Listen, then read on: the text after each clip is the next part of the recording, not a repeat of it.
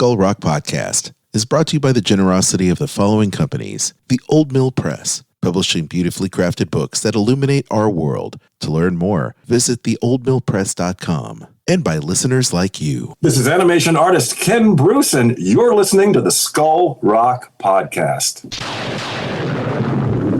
Aye, mateys, remember this as the day you sailed with the Skull Rock Podcast.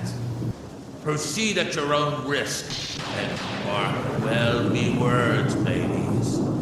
Dead men tell no tale. Every week I smile when I hear Dave do that intro. Welcome to Skull Rock Podcast, a show about all things Disney and pop culture. Every week we take you behind the scenes of some of your favorite Disney films, theme park attractions, performances, books, as well as what's streaming, what's playing in theaters, and what's happening in this multiverse of entertainment. I'm Aljon, musician and longtime Disney, Marvel, Star Wars, and pop culturist. And you can email me, Aljon, A-L-J-O-N, at skullrockpodcast.com. And I'm Dave Bossert, artist, filmmaker, Disney historian, and author. Welcome to the Skull Rock Podcast. If you love Disney and pop culture, please subscribe to the show wherever you get your podcasts. You can also like and follow us on Facebook, X, Blue Sky, Instagram, LinkedIn, and on our YouTube channel, which Aljon has updated. You can also email me at dave@skullrockpodcast.com. Aljon, we've got another great show. We've got part 3 with Roger Chiasson, our French-Canadian animator, which has really been a great interview. And by the way, some really wonderful conversations on my Facebook page from last week, where I posted about part 2.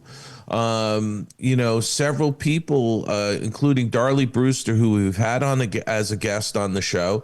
She made a lot of wonderful comments about Roger and has really been enjoying the conversation that we're having with Roger on the show here.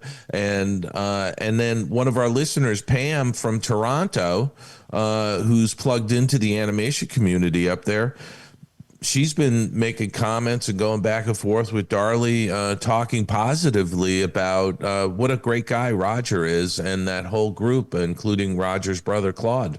That's great. So it's kind of nice to see those conversations bubble up on social media because of our podcast. That's great. First of all, Roger's just an amazing guy, salt of the earth, and just a great guest. And it's great that our former guests and people that listen to the show, or people that had been in animation or still working in the space, are just conversing about the show and just talking about it. That's amazing. I love the feedback. So, I think it's just wonderful. And we're dropping part 3 today. What I find great is when we get emails and people comment on our social media posts about the show. That really makes me feel good, because it lets us know that there's a lot of people out there listening to the show. Oh, absolutely. And that's the best way that you can kind of keep us engaged and fired up about this show. I mean, we don't get that immediate feedback like doing the live sessions or live streams like Dave does every quarter, but we certainly love getting that listener feedback. Certainly puts a little pep to our step, if you will. Yeah, and something, I do want to mention that we have some incredible guests coming up. I mean, I think we deliver every week for people, for our listeners. We've got some really wonderful people that are going to be talking not only about their careers, but about some of the films that our listeners love. And I know I've said this in the last couple of weeks that we had shows out till August or something. We have been on a tear doing our interviews, Aljon, you and I, for the last, month and a half or so.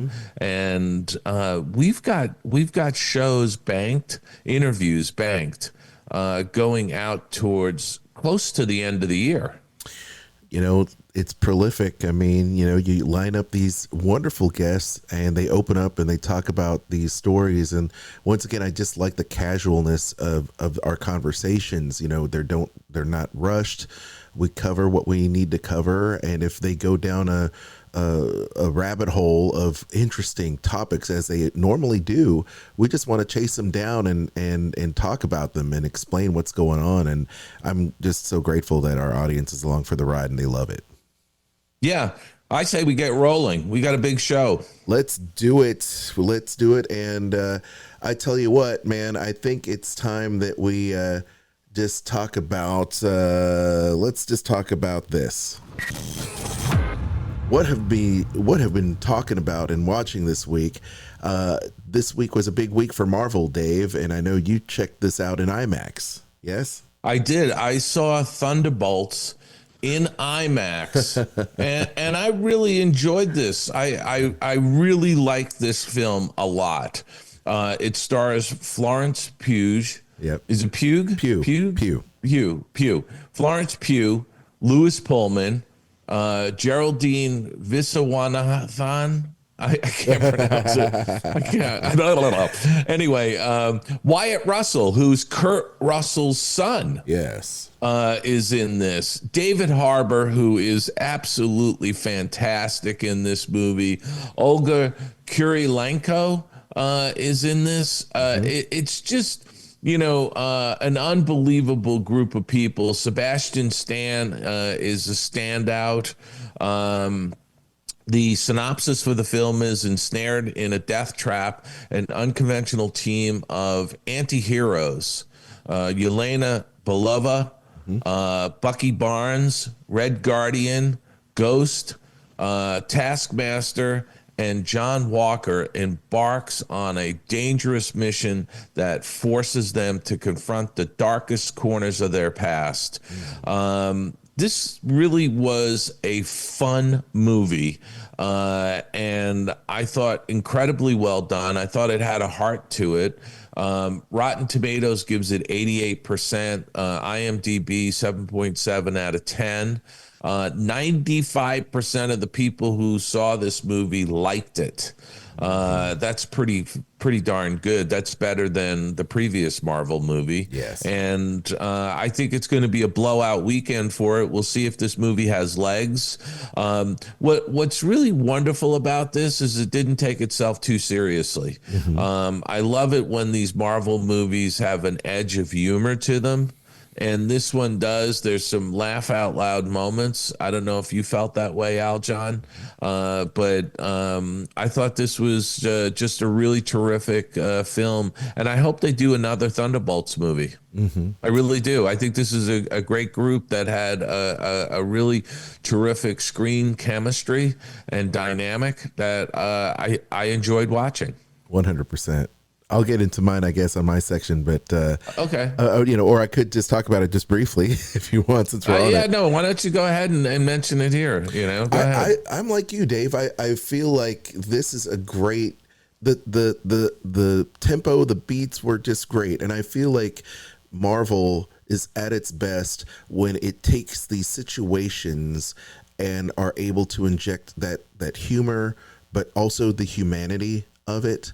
Because there's a lot of serious discussions about mental health and about family that kind of bubble up in this particular film.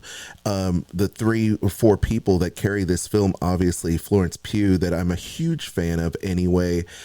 She's kind of the unconventional heroine.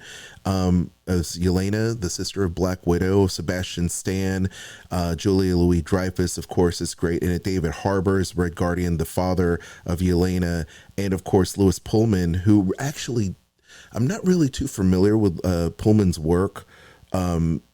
He was in Strangers Pray at Night and Bad Times at the El Royale. I am familiar with the Strangers film, but just the way he portrayed the Sentry or Bob was very much on point, in my opinion, because he had that cast of, that 1,000-mile stare, and he just kind of had that kind of, he disassociated himself from the character, which is what happens. And I don't want to spoil it for people, but I'll just put it to you like this. You're right, Dave. There's a lot of great humor involved in it. Those moments of humanity that are brought out, I think, is very much needed in this film. Marvel is at its best, in my opinion, when you remember these moments, like Captain America holding Thor's hammer, like Tony Stark eating a cheeseburger, these type of human moments that happen. All the heroes, and you've seen this in the trailer where they're kind of scaling that elevator shaft. It's like, this is the most ridiculous thing. And of course, what are they doing? They're talking about how their costumes are hurting their butt. You know what I mean? And those are the fun things about superhero films. It's those moments that make it memorable. And I hope Marvel learns from it. And I hope the people respond, because I think it's a really good film. It's a lot better than Captain America. If I did. And I would add too, I want to give a shout out to Julia Louis-Dreyfus, who has a pivotal role in this, and she's absolutely terrific. Isn't she great? Yeah, she really is. Again, it was just a really enjoyable movie. This is a summer action picture that you should go out and see on a big screen. And that's what I really want to encourage our listeners to do. Go out to a movie theater, see this. If you can see it in IMAX, I would see this in IMAX. It's wonderfully done.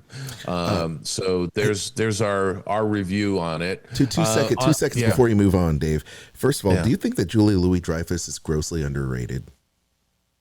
I absolutely do. I think she's a great talent.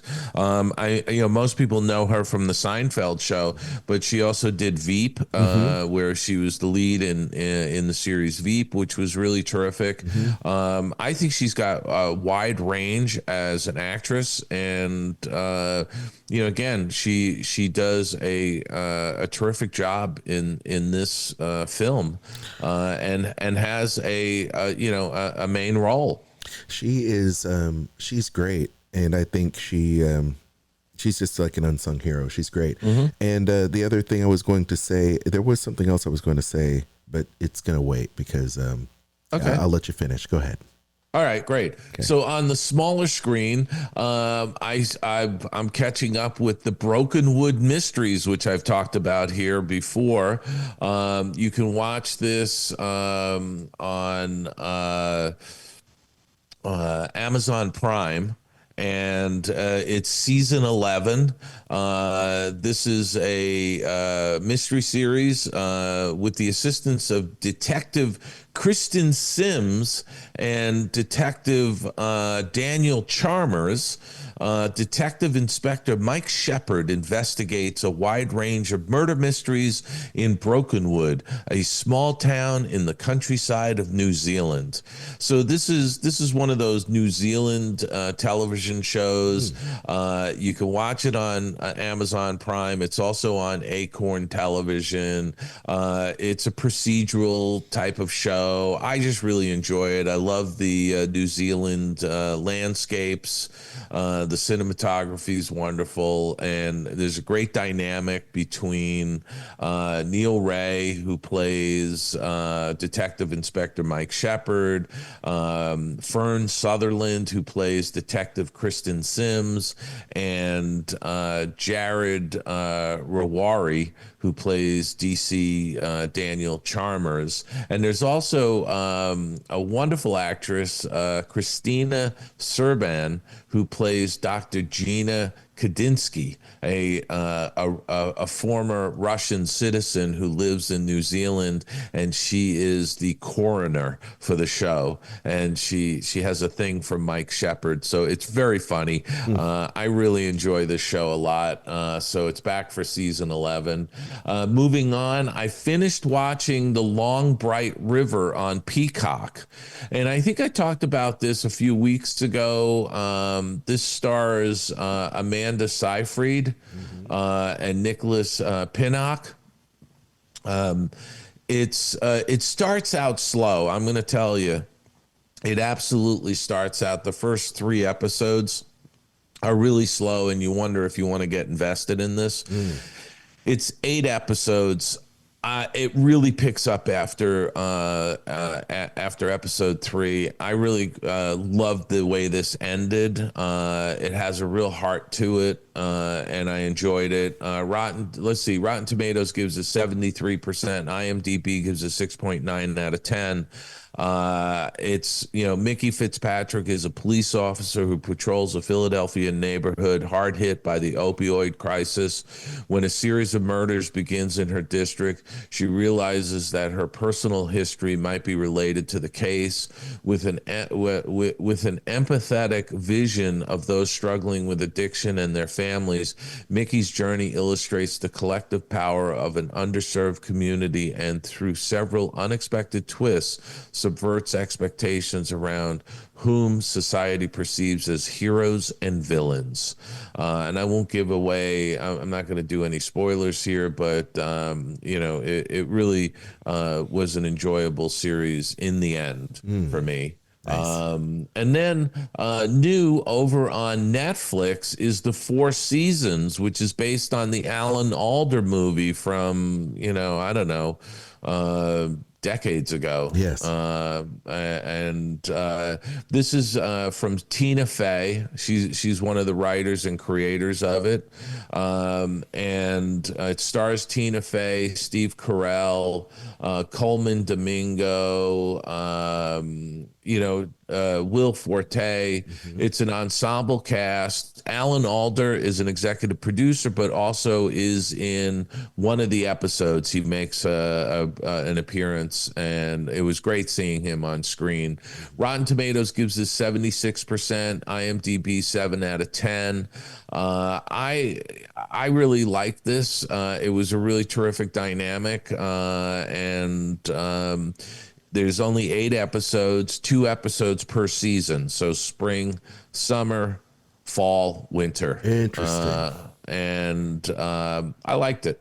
So some fun performances. And again, it was great seeing Alan Alda.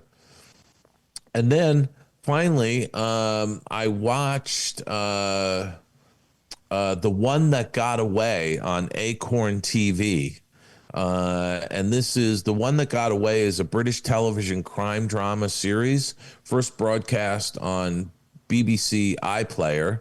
The series is an English language adaptation of the Welsh language show Clydau, originally produced for S4C, which first broadcast on October 13th, 2024. The series was made available to BBC in February 2025. So there you go. It's on Acorn. It stars Richard Harrington as DS Rick Sheldon, Ellen Reese as D.I. Lloyd. And, again, this is a murder mystery. And I've watched 2 episodes. It's extremely well done. British television is just fantastic to me. And I really enjoyed this particular show. So I think the first 2 episodes have dropped. I don't know how many there are. There's probably, 6 or 8. But it was enjoyable to watch. Nice.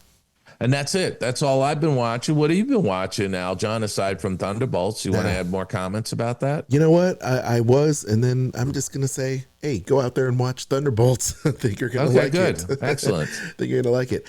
A new season of the show You is on Netflix right now.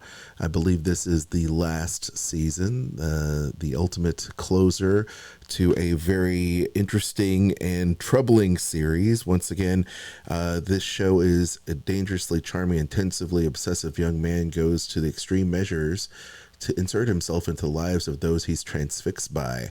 That's another way for saying he's a stalker. He's a stalker serial killer. And just when you think in this final season, it comes full circle. This character that we've been following, Joe Goldberg, played by Penn Badgley, by the way, brilliantly played, charming, also scary at the same time, very much kind of like if you want to use the term Dexter-esque, kind of character, very like you can see his mind working.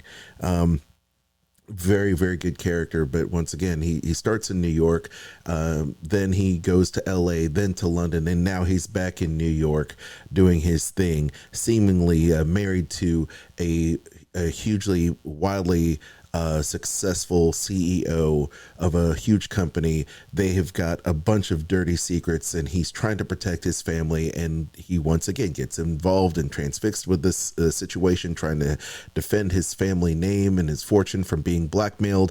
And he goes on a killing spree. That's what happens, Dave. And it's dark, it's crazy. There are some really funny moments in it, if I can say, but it's a dark romance, psychological drama. High marks for me.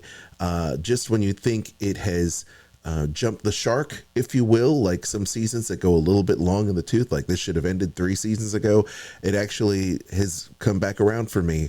So I think this is going to be a great season, and I'm looking forward to checking out all the episodes of You. I believe there's maybe 8 episodes, so it's an easy watch, great to binge. I highly recommend it. A couple other crazy music videos have been released. Because I'm a musician, Dave, I have to bring this up. Mammoth, Wolfgang Van Halen, WVH, had put out a brand new music video. Dave, this music video... It's wild. I've only watched about half of it, Aljon, when you sent it to me. Yes. But it is reminiscent of Michael Jackson's Thriller. It is. And you know you're in for a treat, because right when the video begins, he actually quotes the Michael Jackson Thriller video, talking about what you're getting ready to see, which is great because, that music video is so good. But once again, it is directed by Robert Rodriguez, and Robert Rodriguez from Sin City, Terror Planet. He's done so many great films, and of course recently Spy Kids and everything, but just a wonderful director. And he's also worked on Star Wars too, Mandalorian. And he's worked with the king of horror effects, co-directed with Greg Nicotero. Greg Nicotero, Creepshow, The Walking Dead, just amazing stuff. But there are tons of cameos in this. Danny Trejo, at the very beginning, is in it. Yes. He's awesome. He's awesome. Is there anything he's something? He's awesome in anything. He doesn't even have to say a word. No. He just has to scowl at the camera. Exactly. When Machete, exactly. He's menacing. Absolutely menacing. When Machete is in the film, or in a music video, it's going to be fireworks. It's going to be absolutely wonderful. And of course, the rest of his band is in there. Slash, of course, we work with Slash. Slash is in there as well. And there are other cameos. Miles Kennedy, who works with Slash, and some of Wolfgang's bandmates, is in there as well. And let me see, there is Valerie Bertinelli, who's in there as well. Did you? If you don't, I didn't see her yet, but be on the lookout for Valerie, because you'll blink and you'll miss her. But she's in there as well. It's a wonderful music video. There's a little bit of a throwback, tip of the hat to his father. And I think one of the coolest things about this is that tip of the hat, because first of all, it's a very guitar rock oriented music video. It's irreverent. It's a lot of fun, which is what I believe rock and roll should be. And I think this whole video is part of that energy that his dad and Van Halen did back in the mid 80s, when they were at the height of their power, and him walking across the bar tables like his father did in the video for Hot for Teacher, where he went into the library and just did that whole catwalk kind of guitar solo down the barrel of that camera. It just evokes so much great memories for me. And he's channeling his father, playing the heck out of the guitar. And I'm going, please let this be the resurgence of guitar heroes back into the zeitgeist of pop culture. We need guitar in our lives, Dave. And, I completely agree with what you're saying, but I have to say, Wolfgang Van Halen is, a amazing guitarist himself. Yes. I mean, he really, takes on after his father, but I don't think he should be in the shadow of his father. No. I mean, he's a great guitarist on his own, and bassist and drummer and singer. Yeah. And there's nothing this kid can't do. And I say that lovingly because I have so much respect for him. But yeah, it's just wonderful. Go check out The End. It's on YouTube now. Stream it. The other end of the coin is another Van Halen tie-in. Sammy Hagar just released a new song and music video for Encore. Thank You, Good Night. And this is another Eddie Van Halen kind of tribute. Apparently, Sammy had a vision of Eddie in one of his dreams, wrote this song, and this video is a tribute to him. He, in this music video, puts up some home movies of him jamming with Eddie Van Halen, and the look on this VHS, this footage. And then, of course, just Sammy waking up in the dead of night, portrayed in the very beginning of this music video, and Eddie touching his shoulder and then vanishing like a specter into the ether while he writes down every bit of this dream. And then Joe Satriani channeling his inner Eddie Van Halen. Michael Anthony, another original Van Halen founding member in this band, and of course Kenny Aronoff, just a world-renowned drummer. He's played with the likes of everybody, including John Cougar Mellencamp. Just an amazing, music video, an amazing song. Go out there and check it out. Go out of your way to check it out. If you're a big fan of classic rock, you're going to love it. And once again, the trend of the guitar coming back with Extreme last year and their song Rise, I think we're going to see, hopefully, keep my fingers crossed, because it is in my best interest, Dave, running a guitar company, that we should see the resurgence of guitars in pop music once again. That's all I look, I completely agree with you. When musicians hit it with those guitars, they really hit it. You know what I mean? Like when Slash, does, that riff from, what is it? Sweet Child of Mine and yes, Welcome to the Jungle. Yeah, exactly. Or when you hear Jimmy Page on Stairway to Heaven, or any of those great guitar riffs from the last 40, 50 years. And you know what they are, Leonard Skinner, Freebird, you just go down the list. I'm dating myself, but, even more contemporary acts, when you Jack talk White. about, Green Day and Jack White. And, all of those groups. I mean, when they play and they play well, it's a showstopper. Oh, yeah. 100%. Even guys like John Mayer, you have guitar coming back, I hope, in a big way. Yeah. And I'm looking forward to it. I'm all about it. What do y'all think? Please let us know. We'd love to hear your thoughts on the Thunderbolts, as well as music, books, what have you, pop culture. We'd love to hear it. Please email us or leave us a voicemail, and we'll play it in a future episode. Skull Rock Podcast. This week in Disney and pop culture. All right, Dave. Thunderbolts. All right, they are rolling in with $31.5 million opening day, so they're on pace. I don't have the returns. Yeah, but realize 31.5 million. That's on top of the 11 plus million that they did Thursday night in previews, right? So I think they're going to come in at $75-80 million this weekend. That's not bad. That's it's a good opening weekend, and I think it'll probably have legs at least into Memorial Day. I would think, I would think, and let's hope so. Let's keep our fingers crossed. It'll bring people to the theaters, which they certainly need to do. Disney needs to recoup a lot of what's going on in the world of Disney films. But once again, I think, Captain America, it's funny. They actually, in this article, from Variety, they actually said that Captain America was a little bit of a dud. And I know that they spent a hell of a lot of money on Captain America, but $200 million is nothing else to sneeze at. I thought, is that not good enough anymore, Dave? Look, I'll put it in context. When Snow White bombed at the theaters, right? They had 270 million into that. That means they had to make at least almost $600 million to break even.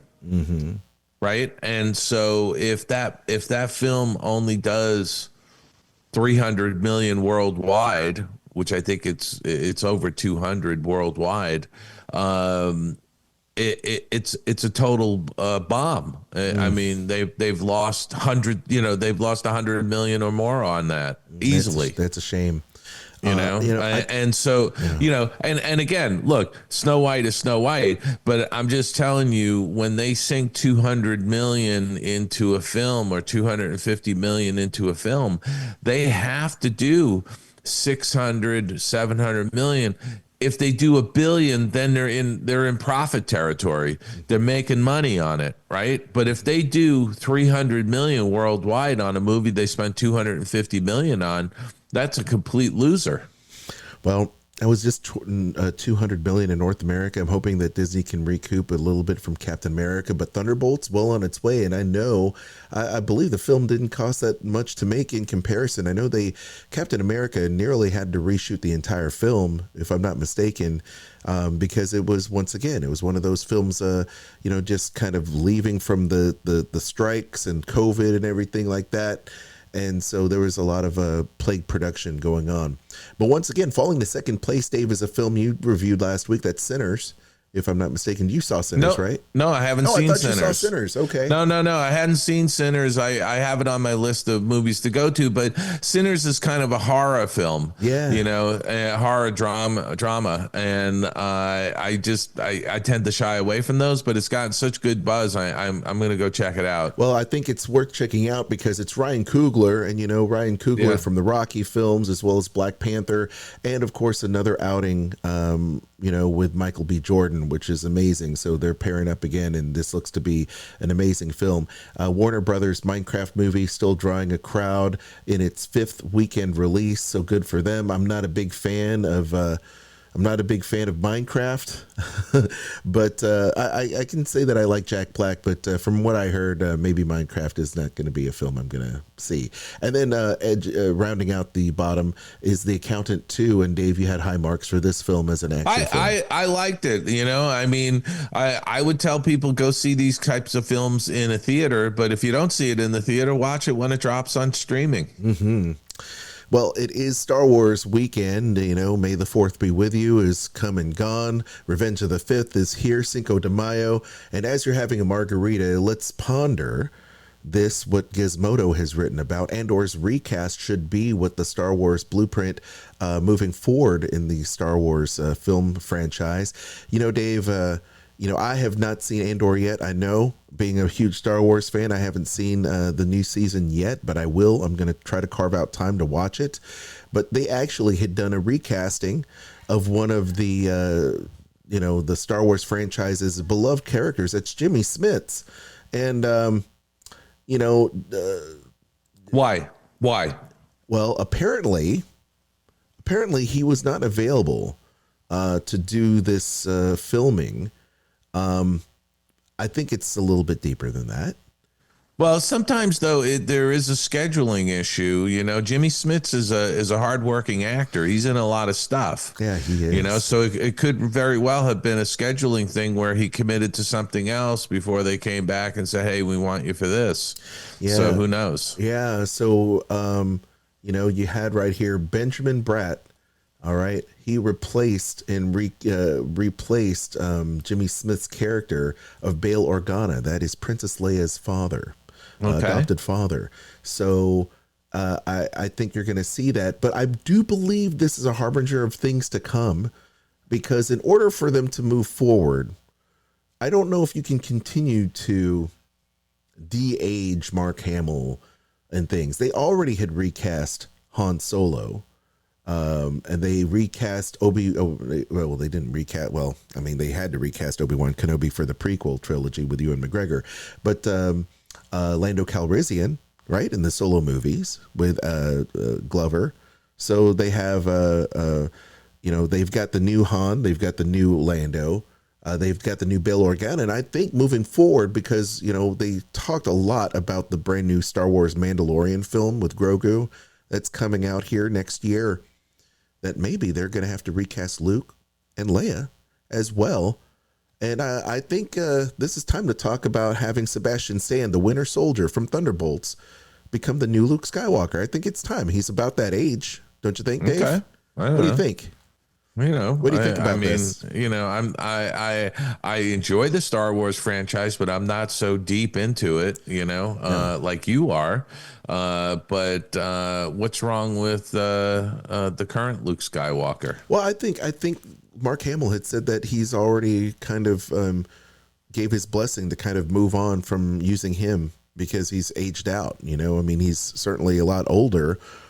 And he kind of had his swan song for his character in that sequel trilogy that unfortunately wasn't well received. What was that, Rogue One? No, Which one? They killed off Luke in that The Last Jedi, remember? Oh, right, Dave? right. Okay. And so but they've kind of gone back in time on some of these other things that have come out, because wasn't he in Rogue One? He was not in Rogue One. They brought Carrie Fisher. They did that digital recreation of her face on Billy Lord on her daughter. And then, of course, they did the Mandalorian season 2, where Luke came back, and then they put him on the body double and did the de-aging deep fake technology on him, de-aging him. So who knows? But anyway, I just think that's an interesting thing. I think they may be on this. There's a big hubbub about the recasting of the original characters, and I think some people even said, it's amazing. I don't know what's going on at Lucasfilm or why they're anti-Luke Skywalker, but in all the years, Dave, since 2013 that Disney's owned the franchise, why is there no Luke Skywalker movie? Why is there no Luke Skywalker animated series? Why is there no Luke Skywalker? Why? Why are you? I don't know. What, do we need one? You would think that's one of the biggest, like a Darth Vader series. You would think that these things are some of the most bankable characters in all of Star Wars, and people want to know more about it, but yet you avoid them like the plague. Why is that? I don't know. It's weird. Yeah. Do it Disney, make some money and make the fans happy. Speaking of the fans, Dave, the fans, we love animation. We talk about it every week on this show, but now it looks like it's drying up, Dave.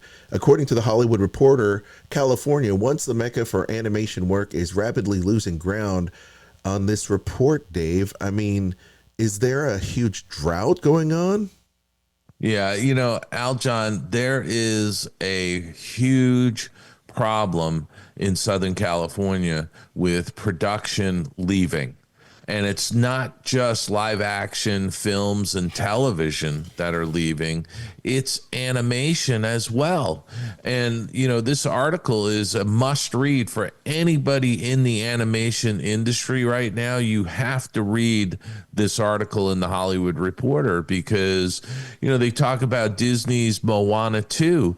That started out as a series being done in Vancouver, Canada. And it was so good, they decided, let's cobble together these episodes, add some new footage, and make it a feature release. And that's exactly what they did. And it went out and did a tremendous box office.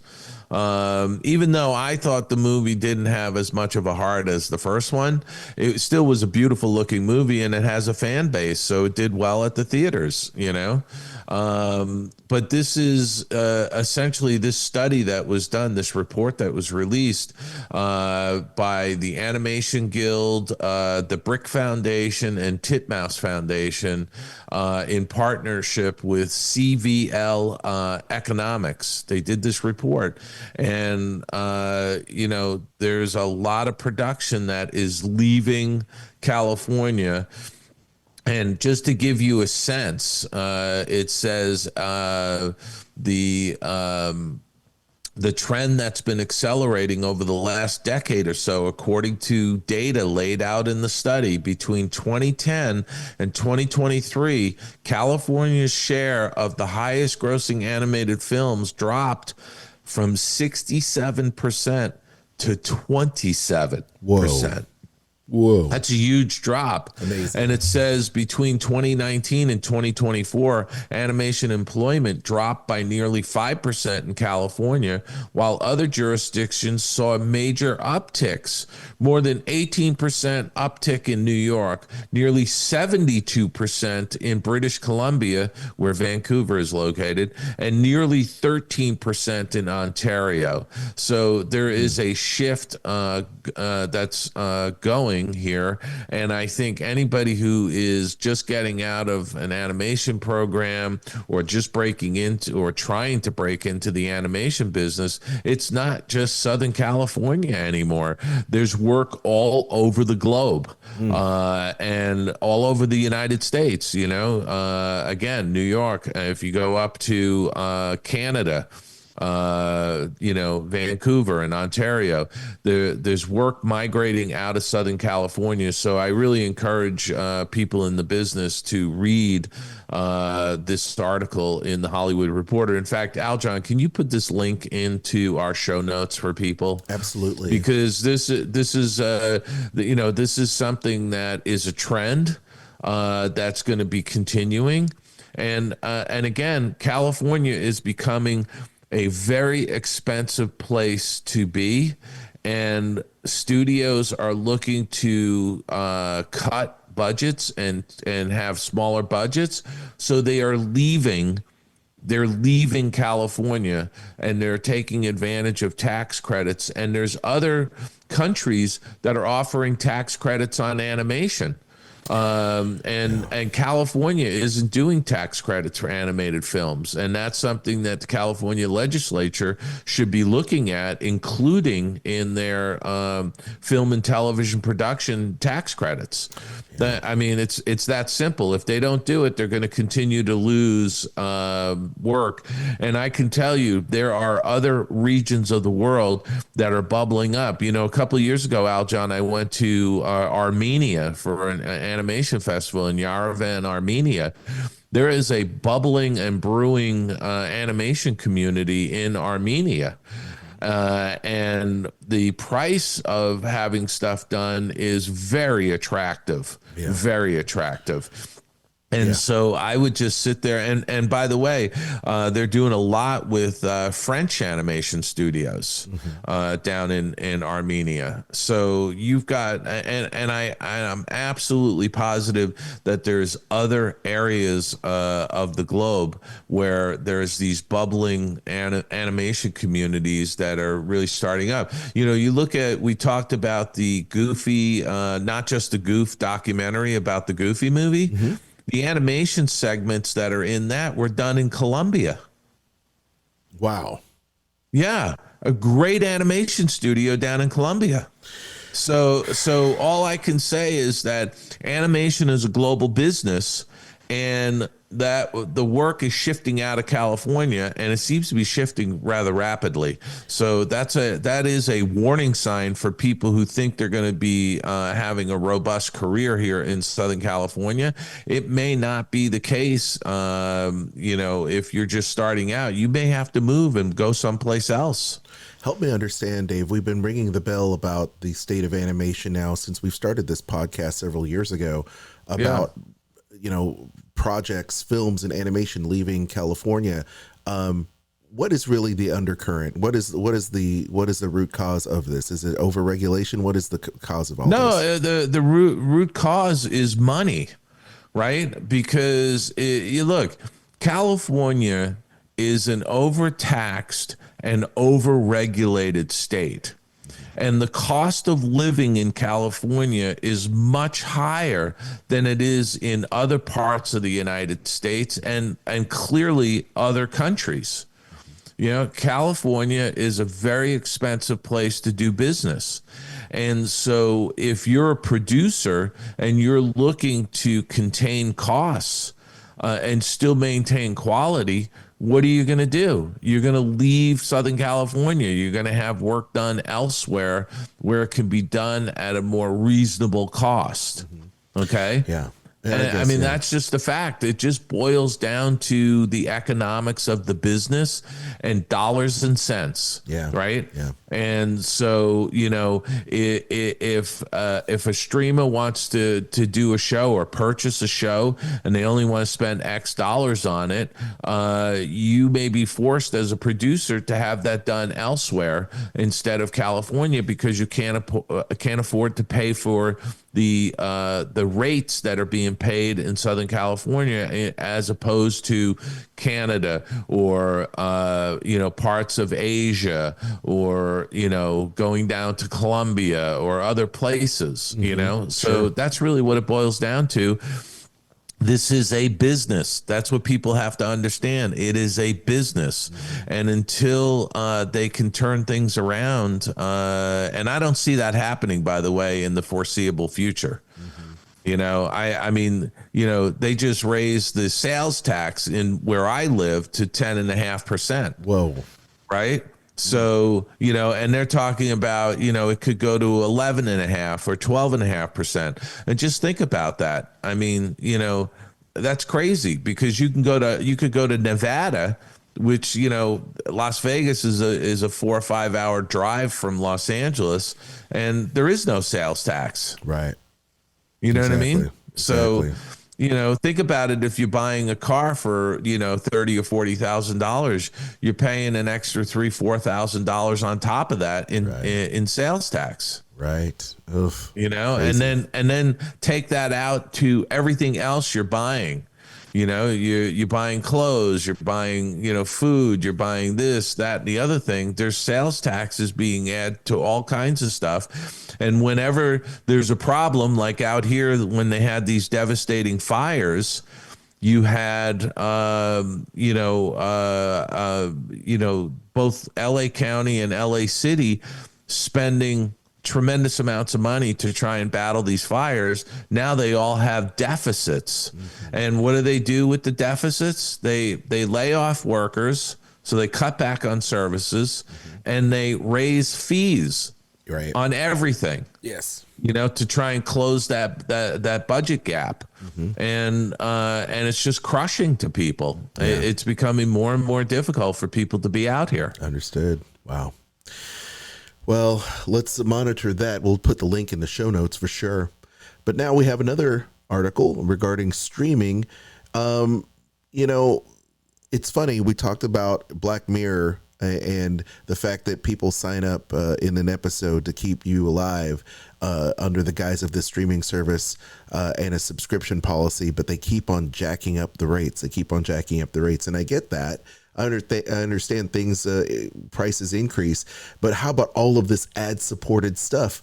According to Hollywood Reporter, streaming is now just as crowded with ads as old school TV, which is true, which made me want to cut the cord to begin with nearly 10 years ago.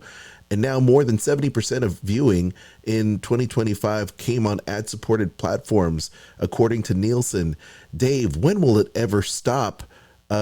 I had a feeling this was going to start rearing its ugly head. And of course, now we're in it. Yeah. Here's the deal, Aljon. If you want to be on a streaming service and pay as little as possible, you're going to have ads. And it's just like regular TV, except it's streaming on demand. You can watch stuff whenever you feel like watching it, right? Which regular broadcast television is appointment television. You have to, say, oh, I got to be there at 8:00 to watch this show on Tuesday nights. You know what I mean? Right. So that's the big difference. But the bottom line is, if you want your streaming service for $6 a month or something, you're going to watch ads. And I will tell you, I have a lot of streaming services. So some of them I have ad free, and some of them I have ads. Yes. Some of the smaller streaming channels that I don't watch very often, I'm just doing sort of the basic ad supported channel. But other ones that I'm watching on a regular basis, I have as ad free. Yeah. I mean, that's why I turn my services on and off whenever I want. And you just have to make sure you stay on top of it. But my family gets a lot of use from, Disney Plus, and Amazon and Peacock, so we pay for those services. But every now and again, I'll pay for Paramount or whatever, but just the lowest level, just so I can see the shows I want. But of course, there's tons of ads on YouTube. But I understand. I mean, there is nothing free in this world. You pay for something, whether it's your time or whatever, or you pay in your hard-earned dollars. It's gonna happen. But of course, I don't see this ever stopping. It's just the cost of having to watch this content. Someone's got to get paid.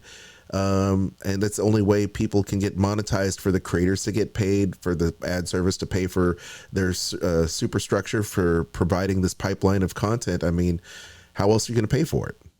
Well, look, that's the bottom line, is that, the streaming services need to have revenue coming in so that they can fund new productions of shows.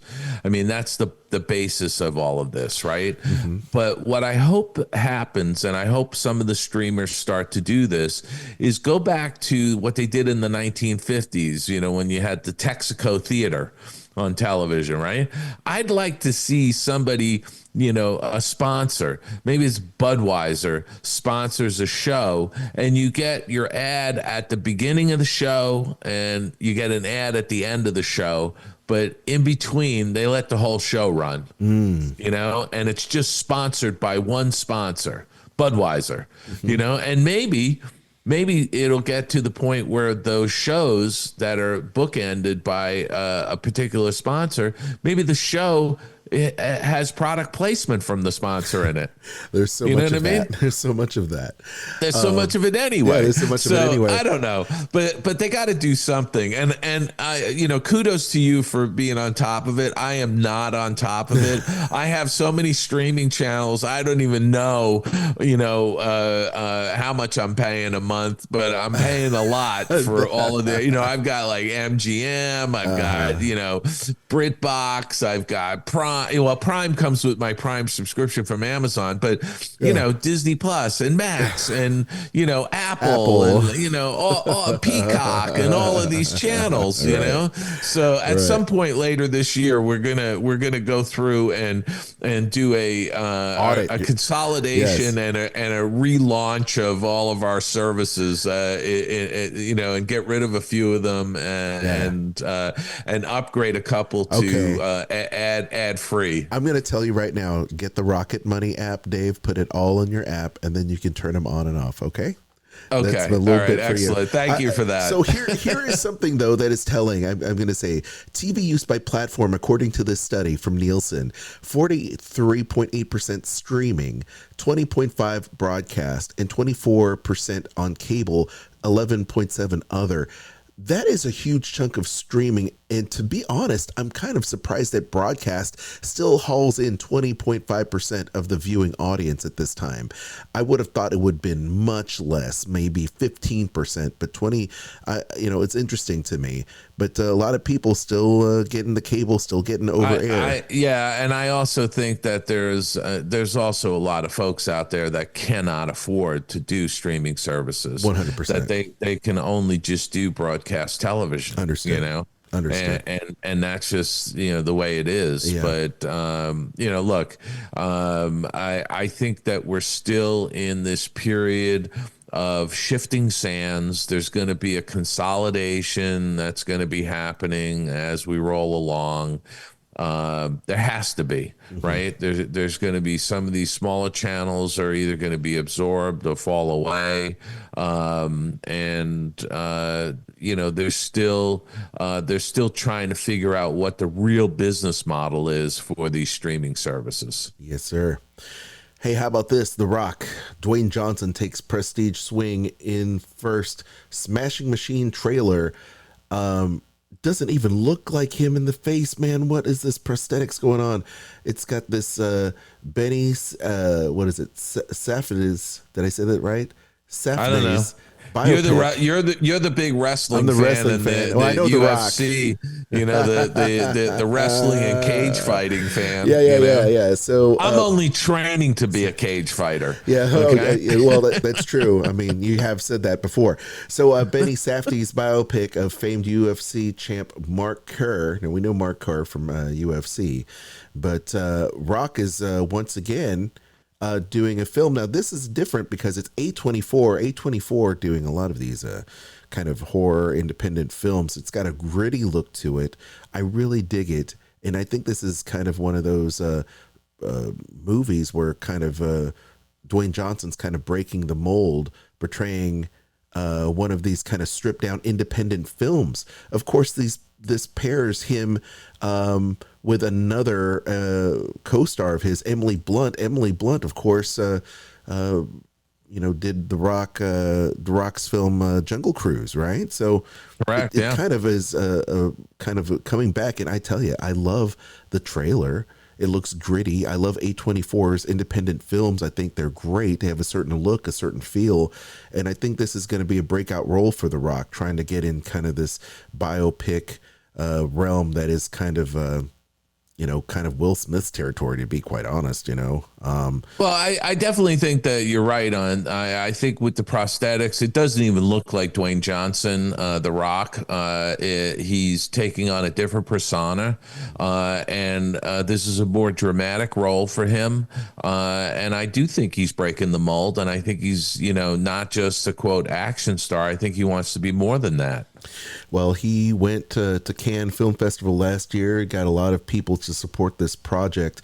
So just definitely different from the Fast and the Furious type of films he's been doing in the past. So we look forward to checking this out here when it comes to the big screen in October. So here we have now, if I'm not mistaken, obituary roll call. All right, Dave, you sent me this note.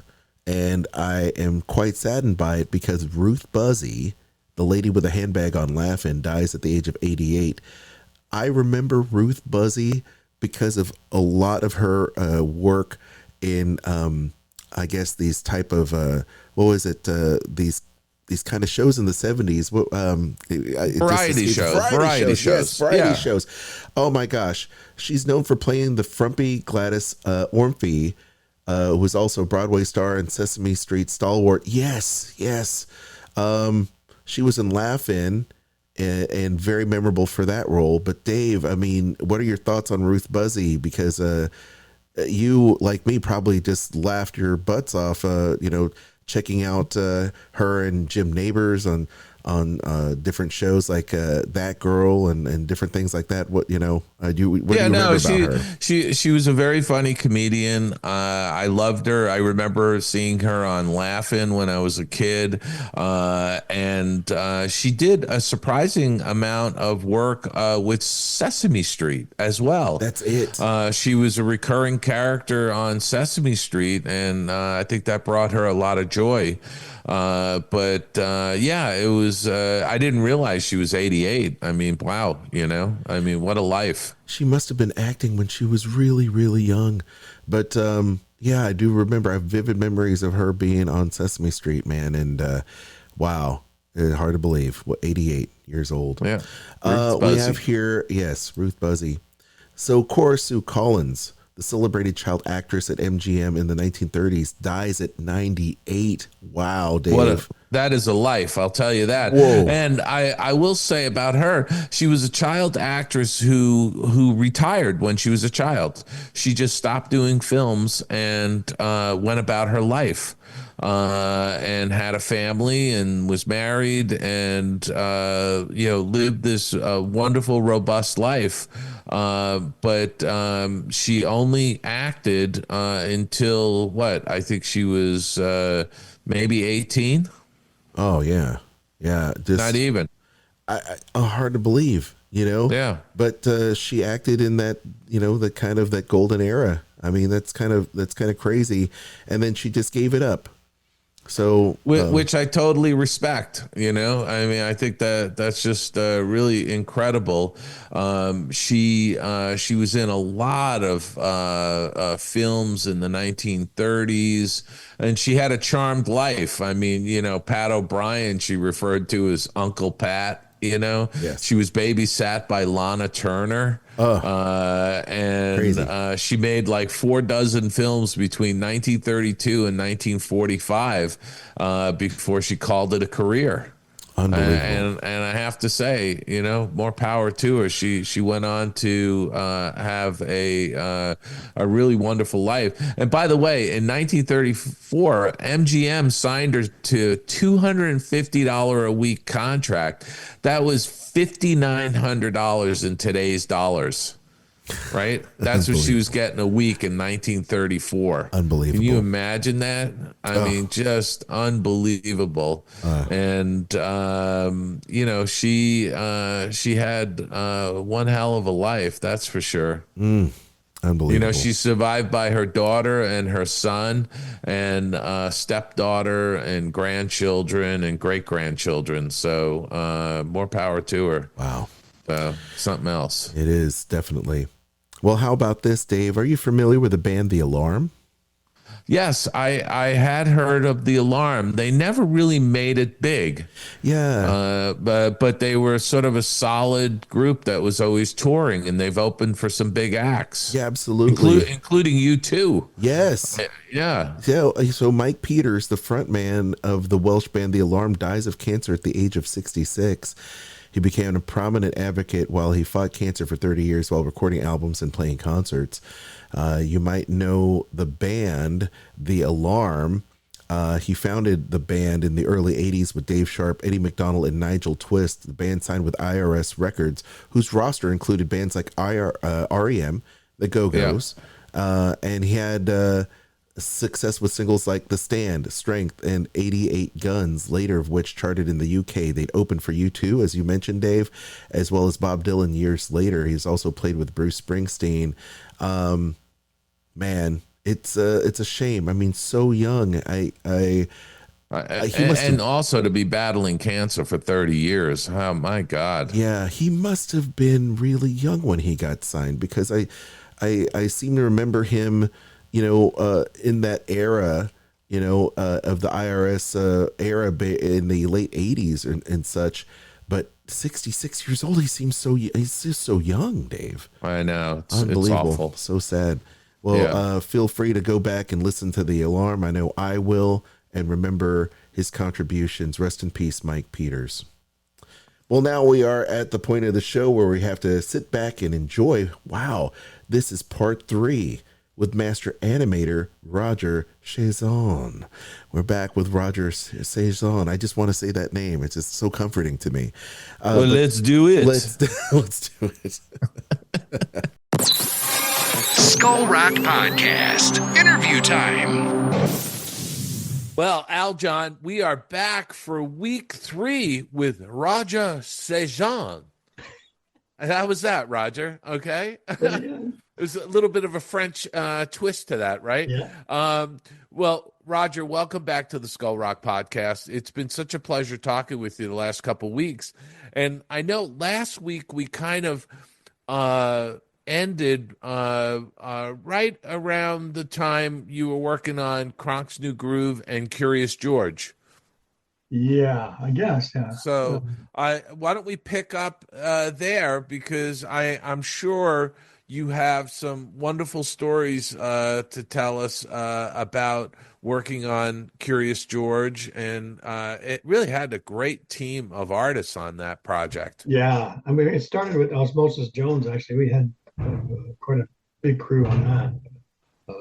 That was kind of the first thing we did as a Yowza studio, I believe. Before coming from Paris, working on Tarzan, I was briefly on Tarzan, just on development, but I couldn't afford to stay there anymore. So I came back home, and so my brother Claude had started a studio, and so I basically joined him. So he started Yowzer Studios. Yeah. Where does that name come from? It's funny because Claude was working on a project freelance for Disney, and it was they sent model sheets for, I forgot which character it was, but Kurt Wise used to sign his model sheets if he liked them. He used to do a crude Mickey Mouse, and he put the word Yowza. And Claude was like working and it's like on this thing, and he looks at the model. She says, "Hey, that'd make a good name for a studio." And so it's funny because the studio was started. Claude, he's gotten all this stuff over his travels, and he had this set of statues of old black musicians, jazz kind of thing. And so he had it on the as you come into the studio, he had it on the desk. And so people would always comment on it. Some guy went to Vancouver and says, "Oh, you got to check out Yazoo. It's run by three brothers." So the guy shows up a few months later. He says he thought we were black because we're three brothers. It was Claude, myself, and another brother, Pierre.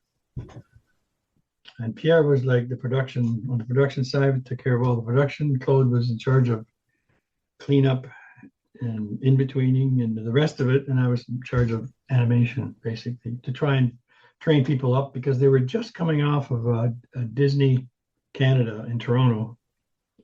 And they had just finished on the Beauty and the Beast Christmas special. Okay. That was done by Andy Knight, who's an amazing talent. And he passed away much too soon. He's such a talent. And so eventually he had his own studio. He started his own studio doing commercials and all his own things.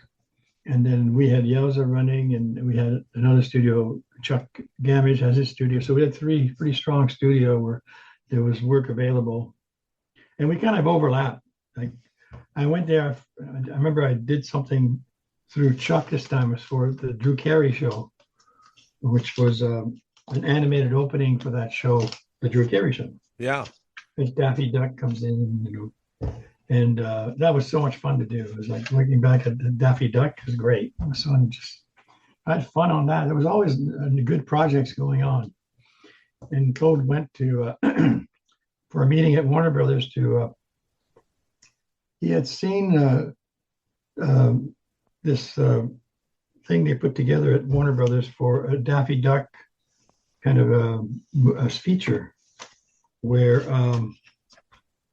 it's kind of like space duck dodgers in the 21st century, but a feature. And it was headed up by two guys. They had great storyboards, great designs, and they showed us the animatic for the title sequence and everything.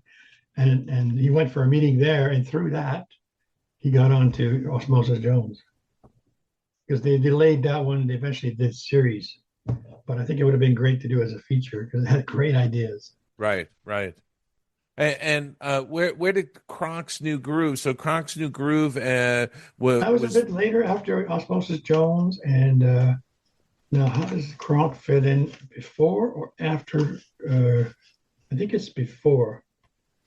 Because Kronk's New Groove is before Curious George. It's 2005. Yes. Curious George is 2006. Yeah. So then we did that first. That was really fun. Was that completely done up in Canada at Yowzer Studios? We didn't do all of it. We did a You did a portion of it. Yeah. We were never really big enough to do like a big, huge. We had a lot of great animators, and we could have got more, but especially after Osmosis Jones, we had a big crew on Osmosis Jones, fortunately, because a lot of the guys had come off of Disney Canada. And then eventually we didn't have as much work, so they went other places, but we kept all the good guys that we could. Yeah. We fortunately got Emperor's New Groove, and then Curious George, they came up. We were all supposed to get a SpongeBob feature, and it fell through because they were very interested in not going to Korea at the time. And basically what happened is I met the creator, Steve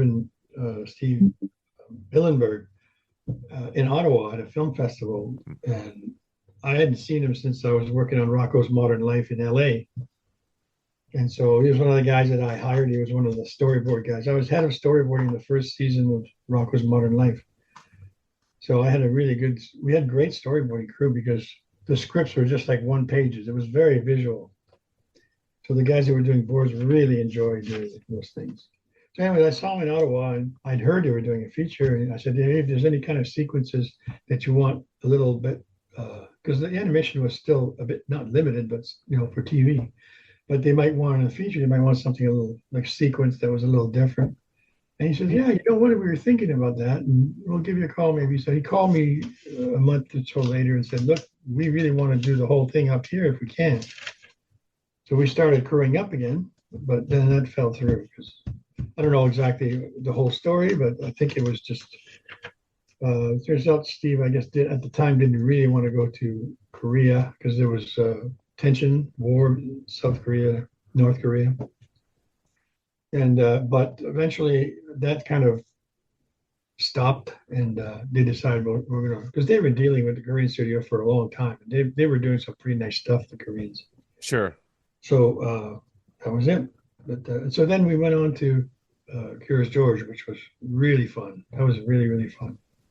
And Matt O'Callahan was directing. Yeah, Matt O'Callahan was directing. So you only did a portion of that movie up in Canada. Who else was? There was a portion done in Los Angeles. Were you guys handling like an overflow or the stuff they couldn't do? I'm not. I don't know. You can consider it overflow, but we got big sequences all to ourselves. Like right. We were up in, so they were really willing. They trusted us because we had a good record on Moses Jones, and so they sent us quite a few things, and we knew a lot of people. Like Darlie Brewster was on that project at the time. Yeah. She was a guest on our show. Yeah, and she talked about that as well. Yeah. And we had some good people as well. They were, and it was super fun to do because it's very cartoony and it's great. It looked great. Yeah. And I'm always curious to get people's perspective when a movie like Curious George had such a great group of talent brought together to do it. Yeah. Why do you suppose they just don't continue on to another project? Or a lot of times it could be many reasons, I suppose, but maybe they think it's not. If you do another one, will it be as popular? They're always worried about, they do studies and stuff like that. But certainly, Curious George, there was a lot of talk about doing sequels, but eventually they decided to do series, and those series went to India, and they went to. There's quite a different look to it. Yeah. Pretty limited. So we ended up doing actually some titles for those shows in Toronto. So we did. So is the theory like you do really good animated titles and then hook it to really crappy anime? So you're suckering you're get them in the people, door. Get them in the door, get them invested, and they'll just watch it, right? And lock the door. But sometimes I'd look at it, oh my God, it could have been so much different. But they, again, it's all to do with money. I know that some of the productions that went on Curious George went to India. They were relatively new at the time, so it kind of showed. A lot of it went to the Philippines and stuff. They were up and coming. They were training good people there as well to do eventually features and stuff like that too. Yeah, so they're pretty good. Because their advantages in the Philippines is they speak English as well as Tagalog. They can understand the humor. And, I remember when I was working in Taiwan, we used to get exposure sheets from the directors in LA who would say character exits a la Jackie Gleason. And then they would come into my room and go, what is Jackie Gleason? And so I'd have to do, and away we go. Like that. That's what they wanted. From the Honeymooners. Yeah. And so it was actually doing Jackie Gleason or John Wayne. I'd have to get up and do John Wayne. So that was fun. And then you'd make them laugh, and then they would try to imitate what you just did and stuff. Sometimes it worked, sometimes it didn't, depending on how good an impression you do. But it was always interesting working with people like that, because everything that went into their studio was all translated, every single word. And that took a lot of effort. And everything was translated, and then people could know exactly what's supposed to happen. Well, I think there's always been a philosophy that at least I've always been aware of it, and it was garbage in, garbage out, right?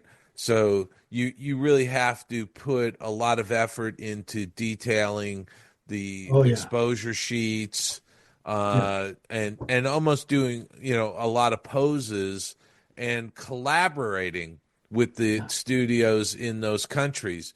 Because I always found that, like in Taiwan, if you folded in the team and made them part of the process, you got the best work out of them. Oh, yeah, yeah.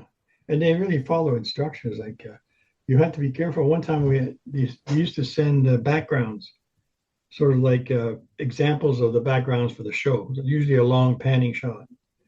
So they would ship a background, let's say, and during the flight, one of the backgrounds was creased. It was folded in half, so it had this big crease.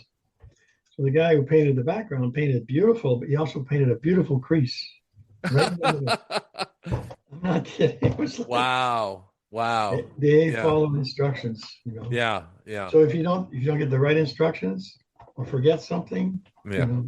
So that was kind of we were there for a lot. It speaks to the fact that they are diligent and Oh, they're yeah. wanting to do an excellent job, but sometimes they don't question something like that, It's very difficult now because they must be what they want. So you have to really be careful and make sure they understand fully. Like I was working with a couple of people in Taiwan that were deaf, and it didn't matter because all the dialogue was all translated and the mouths were already on, so they would follow. Sure. And then, but sometimes you work with translators and they would like, okay, the guy comes in, opens the door, walks up to the bucket, picks up the bucket. So the girl would translate, and she'd in Chinese would say blah blah blah blah, and I'd go, that was a short sentence. Did you tell him about the door, opening the door? Oh, she goes, oh, and then she would say, did you tell him about the bucket? Oh, so you have to be careful. Really make sure they understand everything. And usually that worked out. Yeah. So, but getting back to Curious George, how long were you guys working on that for up in Toronto? Quite a while, actually. It was quite a while. Like a usual production would go like year and a half. Oh, a year, about a year, not a year and a half. I don't think. Okay, about a year. Yeah, and we usually come in right into production. As production was, you get all sorts of ramping time at the beginning. That's usually in LA until they get going. Yeah. But then they find out that they need help, and then we come in. And that's when their heads are on fire. And then it's nice because we had a lot of, even on Osmosis Jones and Curious George, we had a lot of the animators came over to do lectures for all the animators and the assistants and stuff, explaining what's behind the character. Like on Osmosis Jones, we had Dean Wellens and all these people came up, and it was great. It was so great to see for people who can see those animators work. Yeah. They would sit down and you watch them work. Did Matt come up to Toronto? Oh, at all? Yeah. He did. Good. He was actually really, really good and really precise as what he wanted. He understood everything he said. There was nothing ever sort of like misconstrued or anything like that. Yeah.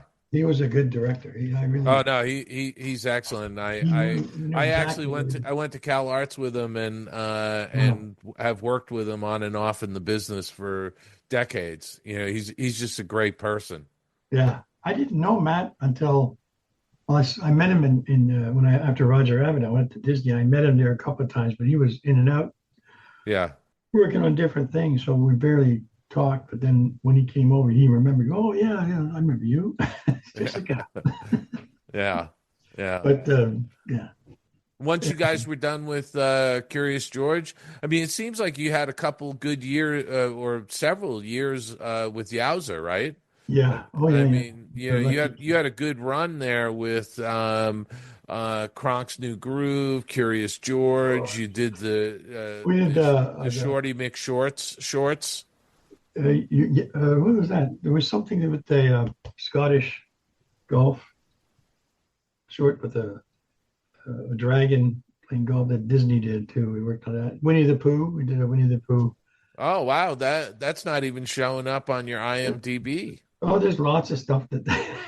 And also, I tell you, Aljon and I, over the years that we've been interviewing people, it's like you go and you reference IMDb because it should be fairly accurate, and it's shocking how inaccurate it is. Like all the stuff I did in England, pretty well, except for Roger Rabbit. Nobody knew anything about all the way we did over there. Yeah. We worked on the Asterix features in France. And that's not even showing up. No, Yeah, it's crazy. it doesn't matter. I mean, we got Maybe paid. it's showing up in the French IMDb.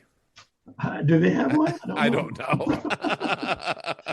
I don't know if I'm in the Spanish one. I worked in Spain for 9 months on the Lucky Luke feature for Hanna-Barbera, actually. Yeah.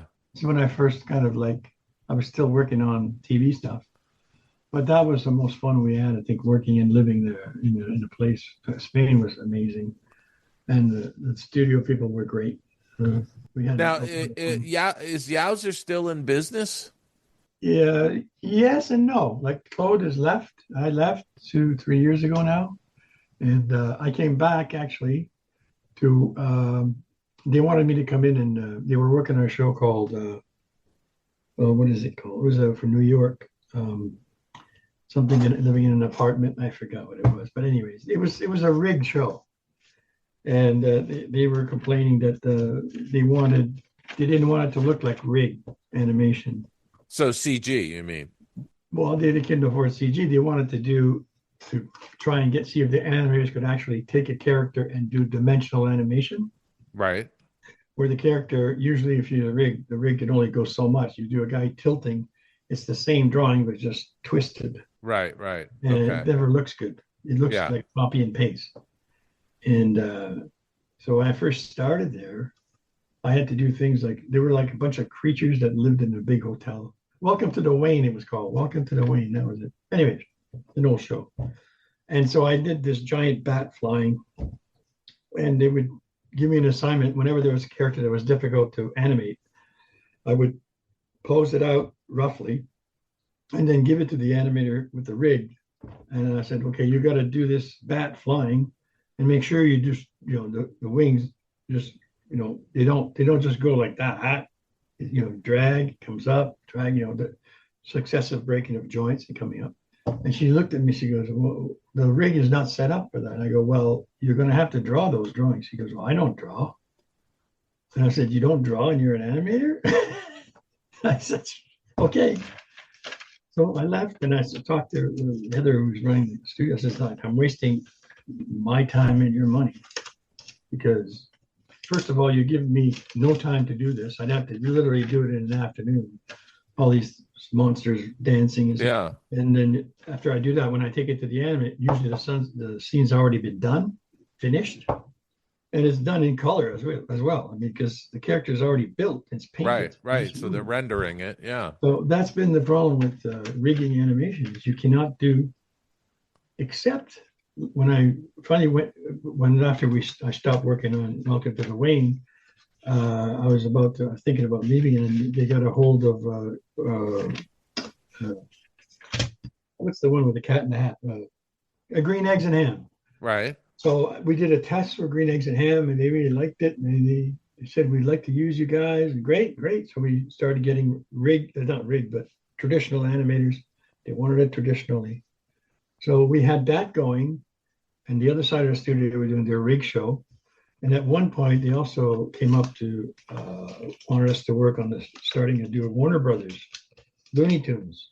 The Looney Tunes cartoon TV series. Yeah. So but they wanted to do traditionally. Peter Braungard. So we did the first one totally traditional and a few others. And it was supposed to be a lot more, but it ended up that because of the way that the show is set up, it's very snappy. Yeah. It's very kind of like super snappy. So it didn't really matter if you wanted a character to just go into a pose and then stop, because it was a blur usually. Yeah. So you didn't really have to worry about it. But if you do something slow where you have to actually draw dimensional, where a character is pointing at the camera, you have to know how to draw the foreshortening and all. Sure. They couldn't do that with rig. So they were saying we're going to do a mixture of both. But then the rig guys got really good at hiding all that. So they would snap into a pose, and it almost looked like the old days that Bob Clamp, some of the stuff where it snaps into a thing, like it was kind of like that. And it became pretty popular. But we still had fun working on traditional stuff and really pushing the snappiness in the animation. So they did quite a few shows with that. Meanwhile, we went on Green Eggs and Ham for the first season and the second season. So that was quite a bit of work, couple of years at least, where we go And one to the other. how do you feel the industry is going? I mean, it's kind of soft up in Toronto right now, isn't it? No, it's not good. I'll tell you, it's just not as much. And I don't know if it will ever come back, or it's hard to tell. And we had talked about this early on. I mean, a lot of the Canadian animation is being done in Vancouver. Yeah, Vancouver is kind of like they're the only place really that has quite a bit of work because they've got the big studios there. Like Disney, I believe, DreamWorks, right there. Right. And so everybody else in Toronto and Montreal, they have great animators in Montreal and in Toronto. Either they want to move to Vancouver, which is very expensive, or they take what's available. They work remotely, and for a while, there's still stuff that people get from Europe, but it's not as much. Yeah, yeah. And do you think it would be cheaper if Canada became the 51st state? Well, I'm sorry. I'm sorry, Roger. I had to. You opened the door for me.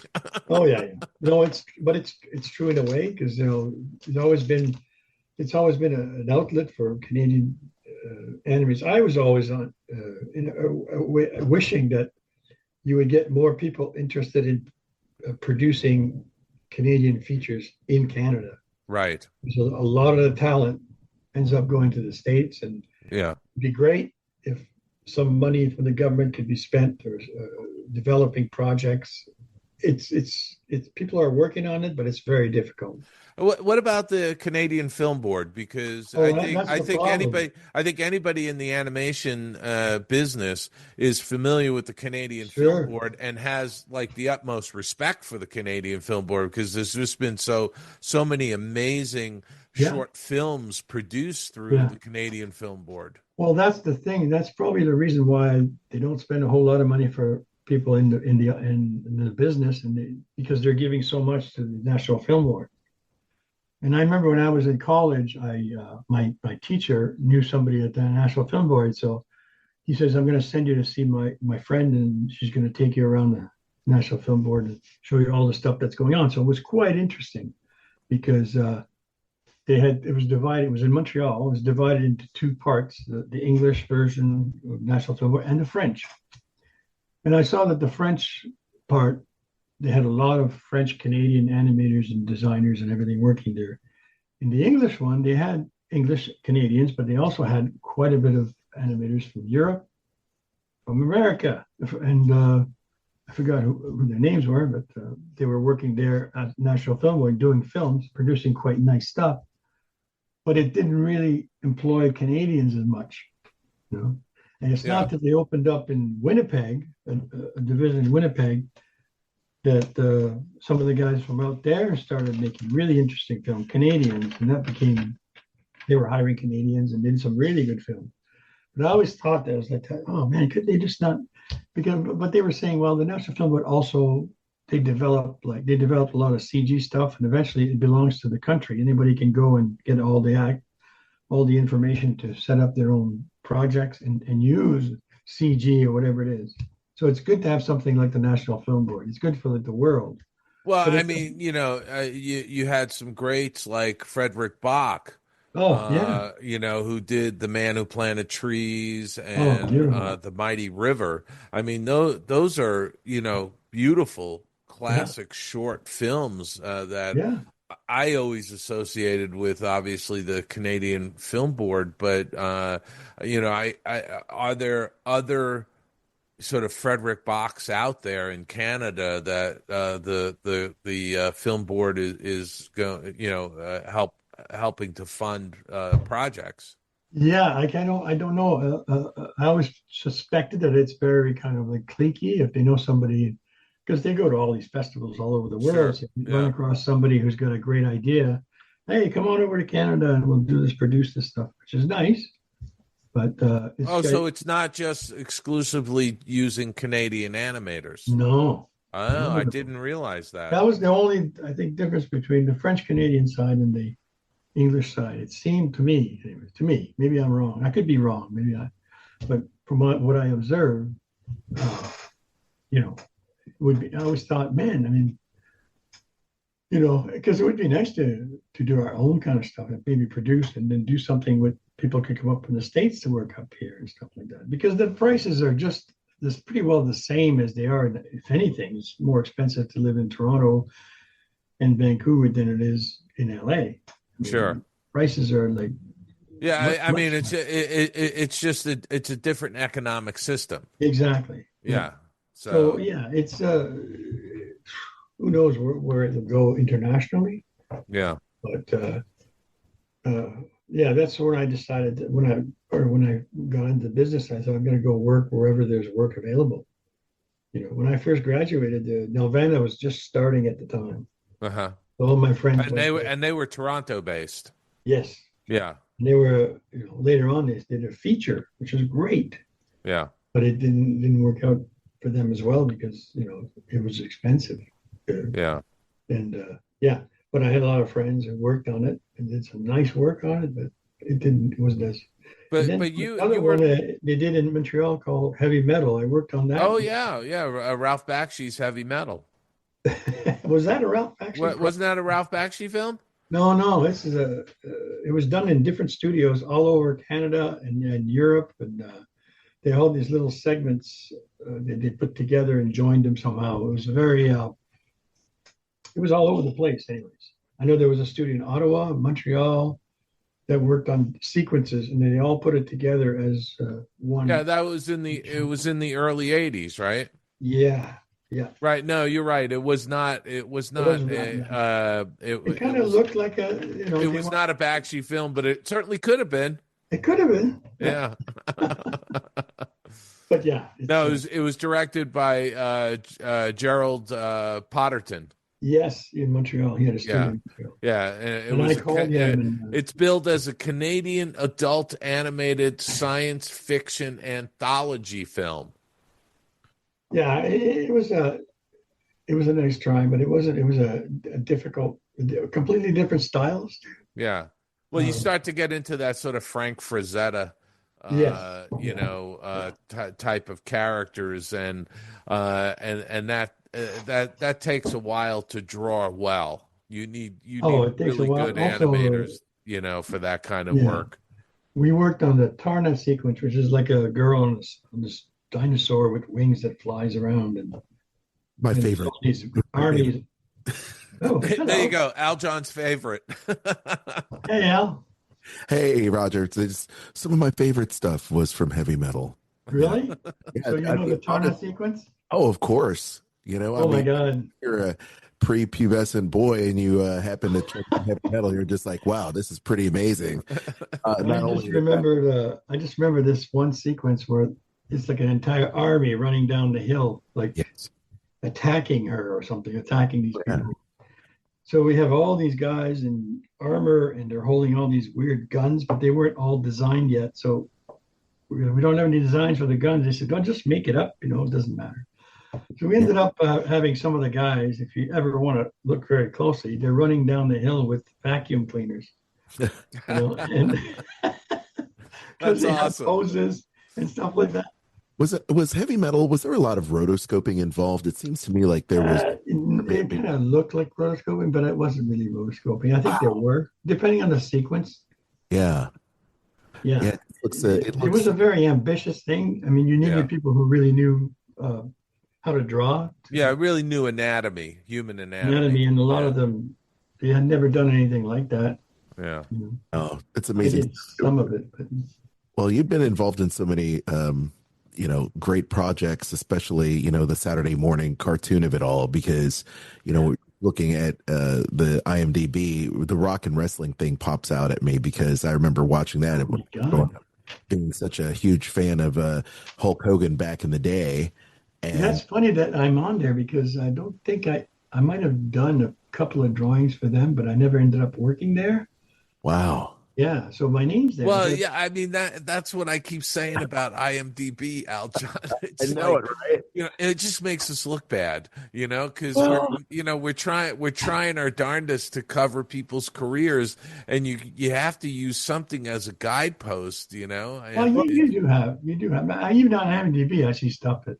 Wait, did I work on that? Oh yeah. well, to Roger's point, I mean, it did list him as layout artist, so he could have done something, but it goes along that I'm trying to help here, but it goes along with that early timeline of you working on a lot of that stuff, the Hanna-Barbera stuff and Smurfs and different things of that nature, which Oh is yeah, yeah. which is It was. awesome. I mean, to work in the same studio, Tex Avery was there, and I was there. So Mm. I went and introduced myself, and I said I had the Tex Avery book, and Mr. Avery, could you sign my book? He says, well, take a number, and he opens up a drawer, and he's got like maybe 60 books, and put them at the bottom, and when I'll get it to it. And I said, well, I'm going back to Canada. I said, oh, I said, have a seat. I'll do it right now. So not only did he sign, he did a nice droopy drawing, and to my friend. how was he as a person? Oh man, he's so great. Awesome. Yeah. It's so great. And I told him, I said, I was in Paris because I had some friends that were working at Hanna-Barbera. I ended up visiting him in Paris, and then and I said I went to a theater where they were showing Tex Avery cartoons at night, prime time in the studio. The movie theater was full of people laughing like you wouldn't believe. Like the French loved Tex Avery. So when he heard that, he was like, "You're kidding." I said, "Yeah, it's unbelievable." Well, it's just like the French love Jerry Lewis. Oh yeah. He's like Anything that's a comedy god. They love gags. They love gags. Yeah. They love gangs. They love like Jacques Tati. Jacques Tati is like this French comedian. He always has a pipe. And there's like tons of movies he did. They have incredible comedians, and they're really into filmmaking and stuff. So it's a really rich country for animation, design, and stuff. Yeah. As it's proving today, these days they get a lot of work, and they're putting on good people. Let me before we start to really run over. I want to ask you: do you go and see the contemporary features that are being released? I try to. Do you try and see them in a theater, or do you watch them? I like to see them in the theater. Yeah, I'm the same way. I haven't been in a while. I do have what's that called? Like a box thing that you connect to the TV that allows the streaming. Yeah, and then I get to see that on TV. I have a pretty big TV, so it's easier. But yeah, what do you think of the state of feature animation? I mean, there's obviously a ton of work going on because there's a lot of features being released each year. But what are your thoughts on a lot of them? There's a lot of anime that's popular now too, I find, but I'm not so much into that. But I do like some of the series I've seen, like Blue Eye Samurai and Arcane. That looks to me amazing. And I mentioned that short Meat Buck and Salesman Pete, which is CG, but it's beautifully animated. The timing and everything is like a traditional film. Yeah. Great. So, I mean, they've come a long way in CG. It used to be CG was, they were, at one point, they would get things sort of pretty good, but it's not till I went to see Hotel Transylvania that I saw multiple arms in a flurry of action. And I went, oh my God, they figured it out. Yeah, and I think that's again, I think that's the technology catching up now. Yeah, where they're able to do a lot of the squash and stretch and things that were a little bit more difficult in the earlier years of doing CG. And you look at what they've done with like the Spider-Verse thing, which I found right really great. They've pushed it again to another Yeah. level. Well, and also I think with Spider-Man Into the Spider-Verse and Spider-Man Across the Spider-Verse, those two, Aljon and I have talked quite a bit about those films over the years now. Yeah. But they are not only sort of bringing the comic book images to life really well, but they're also mixing in 2D animation in Yeah. with it, and it's all blending together, creating a very unique look. Yeah. Matter of fact, which Spider-Verse did you like, the first or the second? Well, I obviously the first one that came out, I loved it because it was so fresh looking. Yeah. Right. So the second one, like a little bit of the shine was off of it because you'd already seen the first one. Yeah. You know what I mean? And also, I found that the second one had too many universes. It was like, oh, come on, another universe? Like, come on. Yeah. That was the only thing about, it's just a very little criticism because it's well done as well. Oh, it's beautifully done. Too many universes. But yeah, so I'm always interested in seeing that. I mean, I've been thinking of maybe trying to learn CG now that we have Blender's free. I want to maybe, if I have some time, maybe see what I can do with that, because I'd like to apply what I know with CG. Well, and that's the thing. Again, we've had these conversations with other artists. It's all about understanding the principles of animation and applying those to whatever medium you're using. Yeah. Whether that's hand-drawn CG, cut paper, claymation, puppets, whatever. You have to have a really good understanding of those basic animation principles. Yeah, it's the same thing with puppet animation. Where with a animating a puppet. I always was interested in there. I mean, before animation, I was interested in. I had puppets and I had marionettes and stuff. I used to take kids, and I was into ventriloquism and stuff. Separate from animation because I was still before I got into animation. And it's funny because I was at Hanna-Barbera, and I went into a room, and there's Paul Winchell, and I knew right away who he was because I had seen the books, I seen Joey and Jerry. And I said, "You're Paul Winchell." He goes, "Yeah." I don't know what he was doing there. And so we started talking. He says, "You invented the artificial heart, didn't you?" He goes, "Yeah." "How'd you know that?" Because I read up on him because I was into. Yeah. So we had a really nice chat. He was such an interesting guy. And very, very talented. As far as I knew, he was one of the best ventriloquists. He's my favorite, anyways. But it's funny how you meet people that you don't even think you're going to run into. There they are.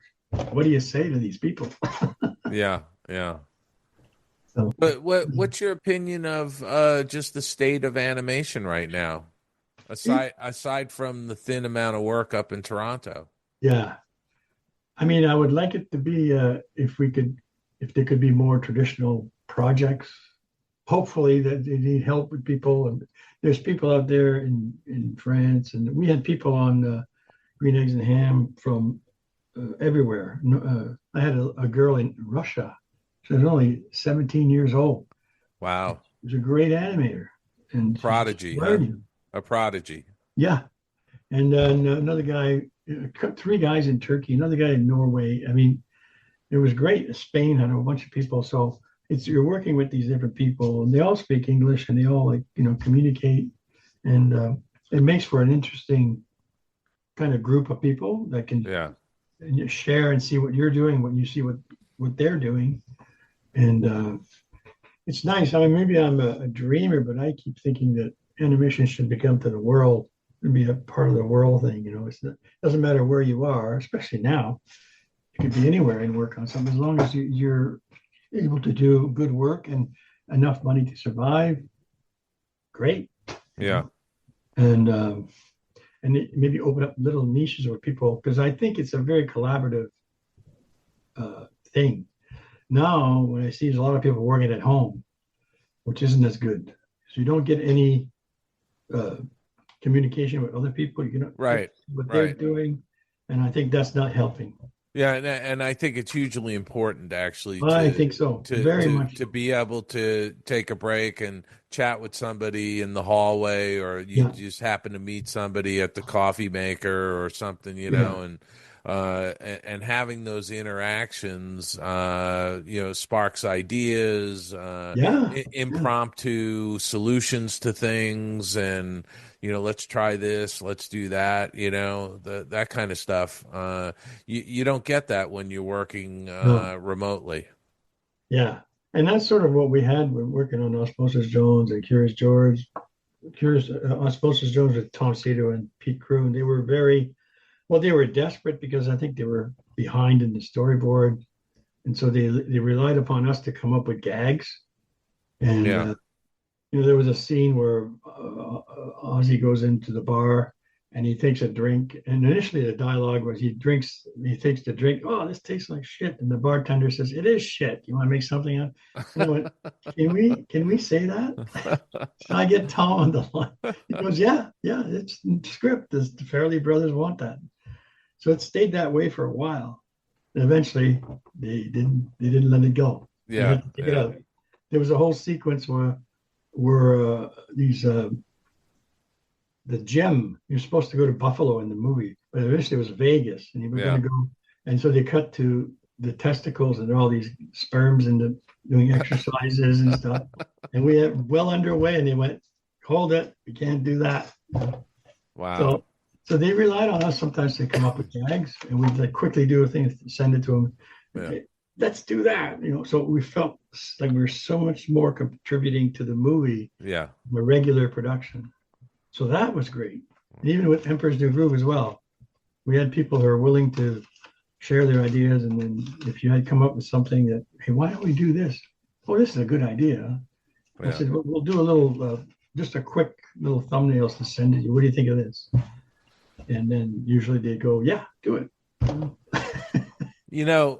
We're bumping up against time. So I want to say goodbye to you, but have you back next week because I want to continue our conversation. I also want to talk about Clone High. Clone High. I don't know how you got that because, anyways, I'll talk to you about that. Yeah, we'll talk about it next week. All right. Okay. All right. I'll see you next week. Thanks, Roger. Thank you. Skull Rock Podcast. To infinity and beyond.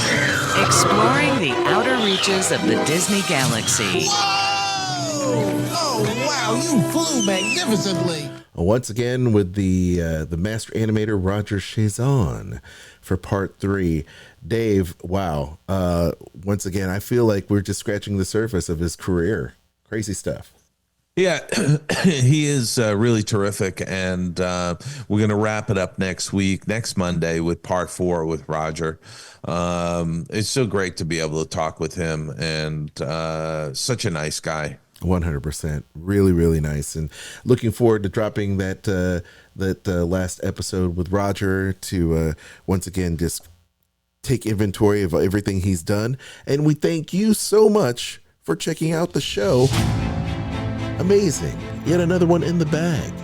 But if you love Disney and pop culture, be sure to subscribe to the show wherever you hear podcasts. And, we're on Amazon, we're on Apple, we're on YouTube. Go give us a like, share, and subscribe, and share it with your friends. Let them know that you're listening to Skull Rock Podcast. Every little bit helps the algorithm. Follow us on all the social media platforms, Facebook, X, LinkedIn, Blue Sky, Instagram. We're there. Be sure to hit up Dave and myself. We're on Facebook as well as LinkedIn as well. We'd appreciate it. You can also check out all of our shows there on our archive at skullrockpodcast.com. And we'd also appreciate you sending us those emails, questions, comments, what have you, on our email, Dave or Aljon at skullrockpodcast.com. Please follow me, Aljon Go, on Instagram. I would appreciate it. Best way for you to get in touch with me. And then you can also check out my other podcast, and I'd appreciate it, at Dining at Disney Podcast. We have shows that launch every single week. We talk about the theme parks as well as food. And we'd also like to thank our friends and our partners at Source Radio at srsounds.com. Dave? Well, Aljon, I went back into the Sirius XM studios in Hollywood this week, and I recorded a whole bunch of the Tunes Behind the Tunes shows. They'll be dropping for the rest of the year. Every month there's a new show. May is the 70th anniversary of the creation of Kermit the Frog. Oh, hi-ho. And so I'll be spotlighting Rainbow Connection. I love it. For the month of May, and talking a little bit about the Muppets and Kermit and Jim Henson, and I'm looking forward to that. So listen on Sirius XM Disney Hits channel 133. You can get signed copies of many of my books at theoldmillpress.com, including my latest book, Find Your Happy Place, the 8-step guide to boosting your creativity through a personal retreat. Winner of a gold medal from the Fire Book Awards in Texas. And you can go to davidbossert.com anytime and read a whole bunch of free content, and there's free stuff. If you got one of my books and you want to get a book plate, you can write away to me and I'll send you a book plate. With that, Aljon, I would say go out, have a fantastic week, and we will see you back here next Monday, right here on the Skull Rock Podcast.